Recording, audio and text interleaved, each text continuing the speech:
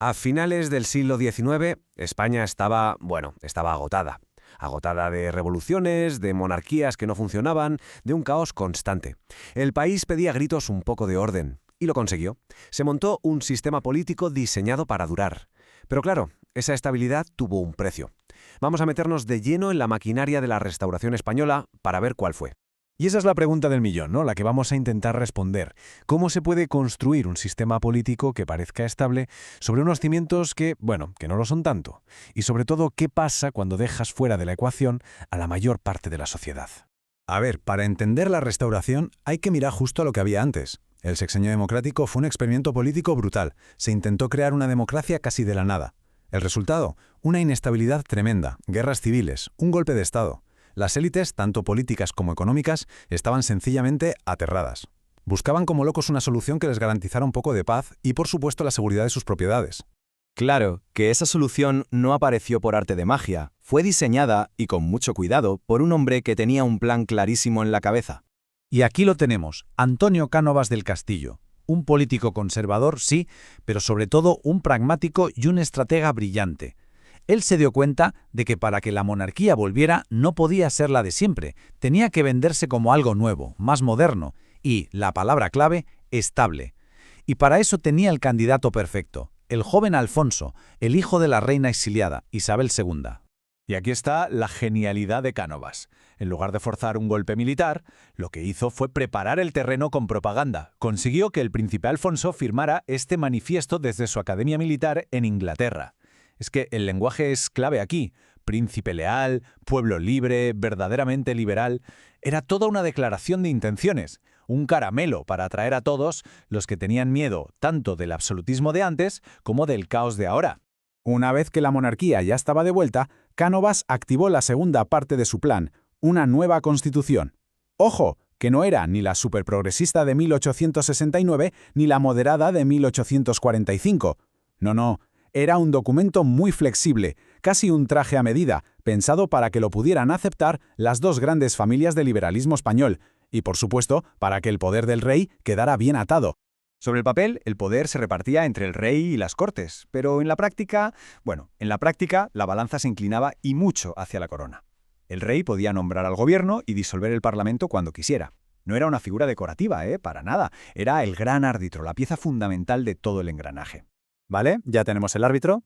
¿Y ahora qué? Pues Cánovas necesitaba un motor que hiciera funcionar el día a día de la política sin que todo saltara por los aires. Y aquí está el quid de la cuestión, el corazón del invento, el turno pacífico. La idea era en realidad muy simple, pero para la España de la época fue una revolución. En vez de que los partidos se pelearan a muerte por el poder hasta que un general se hartara y diera un golpe de Estado, dos grandes partidos se lo iban a turnar de forma pactada. El objetivo era uno y muy claro, mantener a los militares quietecitos en sus cuarteles y la política dentro del Parlamento. Y estos eran los dos equipos que jugaban la partida, los conservadores de Cánovas y los liberales de Sagasta.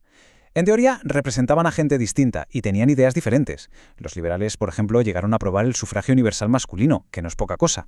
Pero, y esto es lo más importante de todo, había un pacto no escrito, un pacto de caballeros. Ninguno de los dos iba a aprobar una ley tan radical que obligara al otro a tumbarla en cuanto llegara al poder. Eran rivales, sí, pero jugaban en el mismo bando, el de la estabilidad del sistema. Suena bien, ¿a que sí? Estabilidad, alternancia, paz. Parece un sistema casi perfecto. Pero para que este motor funcionara, necesitaba un combustible muy especial. Y digamos que no era un combustible muy limpio. Era el fraude. Oficialmente, el proceso era impecable, de manual. Cuando un gobierno se desgastaba, el rey simplemente llamaba al líder de la oposición, le encargaba formar gobierno, disolvía el parlamento y convocaba elecciones. Y el pueblo, en teoría, legitimaba al nuevo gobierno. Un sistema parlamentario de libro, vamos. Exacto. Ahí está la trampa. ¿Cómo era posible que las elecciones, una y otra vez, sin fallar nunca, le dieran una mayoría comodísima al partido que el rey acababa de llamar para gobernar? Pues la respuesta es muy sencilla. El resultado no se decidía en las urnas, se decidía mucho antes en los despachos. El primer paso de la trampa era el encasillado.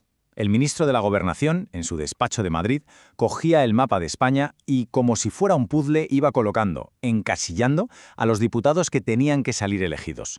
Ponía los de su partido, claro, y también algunos de la oposición para guardar las apariencias. Muy bien, pero ¿cómo se conseguía que esa lista hecha en Madrid se hiciera realidad en los pueblos? Pues aquí entraban en juego los caciques. Eran los hombres fuertes de cada comarca. El terrateniente más rico, el dueño de la fábrica, el abogado influyente. Ellos controlaban los trabajos, los favores, los préstamos. Básicamente le decían a la gente a quién tenía que votar. Y la gente, que muchas veces dependía de ellos para comer, pues obedecía. Y si con el encasillado desde Madrid y la presión de los caciques en los pueblos no era suficiente, pues se pasaba al plan C, el fraude descarado, el pucherazo.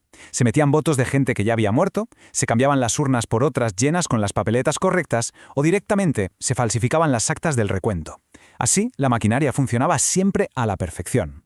Y ese sistema tan artificial funcionó. Dio a España décadas de una estabilidad que no había tenido en mucho tiempo. Pero claro, no se puede mantener a todo un país al margen de la política real para siempre.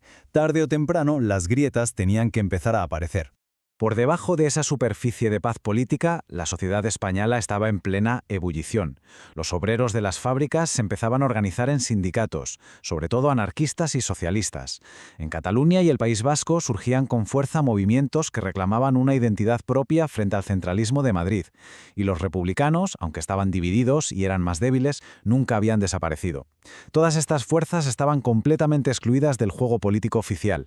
La última década del siglo fue simplemente demoledora para el sistema. La muerte prematura del rey Alfonso XII fue un primer susto, aunque Cánovas y Sagasta se apresuraron a firmar el Pacto del Pardo para reafirmar que el turno seguiría. Pero los golpes de verdad vinieron de fuera y de dentro. La guerra en Cuba se reactivó con más fuerza que nunca y el propio Cánovas, el arquitecto de todo, fue asesinado. Y entonces llegó la catástrofe final. La entrada de Estados Unidos en la guerra de Cuba fue el detonante de un desastre militar rapidísimo y humillante. La flota española fue aniquilada en 2 batallas. En cuestión de meses, España perdió Cuba, Puerto Rico y Filipinas, los últimos restos de su gigantesco imperio. Para un país que todavía se veía a sí mismo como una gran potencia, el golpe moral fue brutal. Y ojo a esta cifra, porque va más allá de la humillación militar y muestra la tragedia humana. La inmensa mayoría de esos más de 120.000 muertos no cayeron en combate. Murieron de fiebre amarilla, de malaria, de enfermedades tropicales. Esto dejó en evidencia la incompetencia total del gobierno y del ejército para cuidar de sus propios hombres. El descrédito fue absoluto. Entonces, después de todo esto, ¿cómo valoramos este periodo? ¿Fue un éxito o fue un fracaso? Pues la respuesta, como casi siempre en historia, es que fue las 2 cosas a la vez.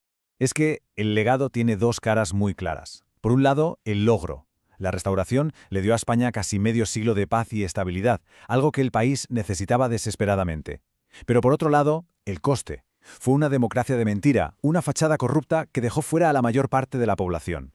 Y al hacer eso, sin darse cuenta, estaba plantando las semillas de los conflictos tan violentos que estallarían en el siglo XX. Y esa es la gran pregunta que nos deja todo esto, ¿no? La restauración compró tiempo, compró orden, pero quizás lo hizo a costa de un futuro más justo y más democrático. Nos deja pensando si la estabilidad que se consigue a base de ignorar los problemas reales de la gente es, a la larga, una estabilidad de verdad.